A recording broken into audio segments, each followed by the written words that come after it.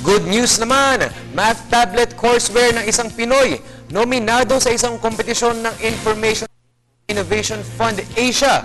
Layunin nito ang kilalanin ang mga natatanging at makabagong imbensyon na makakatulong sa pag-unlad. Alamin natin ang buong detalye sa report ng aming kasamang si Jackie Sai. Napabilang ang math tablet courseware ng Pilipinas sa isang competition ng Information Society Innovation Fund o ISIF Asia Awards.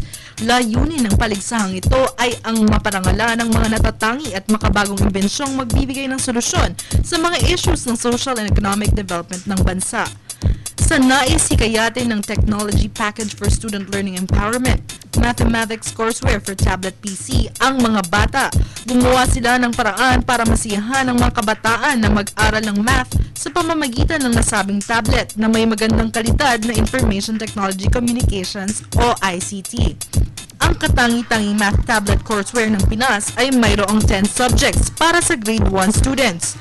Binubuo ang 10 aralin na ito ng mga classifying objects, comparing and ordering sets of objects and numbers, searching for number patterns, adding and subtracting whole numbers, finding the whole region or set, partitioning regions in at 1/4, pati na ang measuring lengths.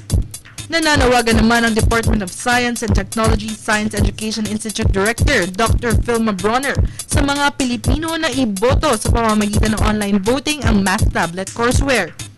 Bumisita lamang sa webpage nila na www.isif.asia/projects/view/346 ay maaari nang bumoto.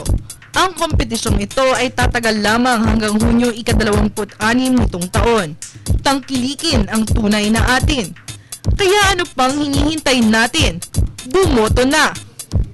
Para sa Telebisyon ng Bayan, Jackie Sai.